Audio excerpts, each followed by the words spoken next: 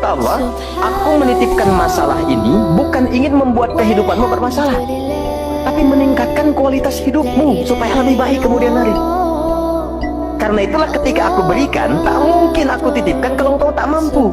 Maka turun ayat berikutnya, la yukallifullahu nafsan illa. Jadi nggak mungkin diuji itu Anda nggak mampu, nggak mungkin.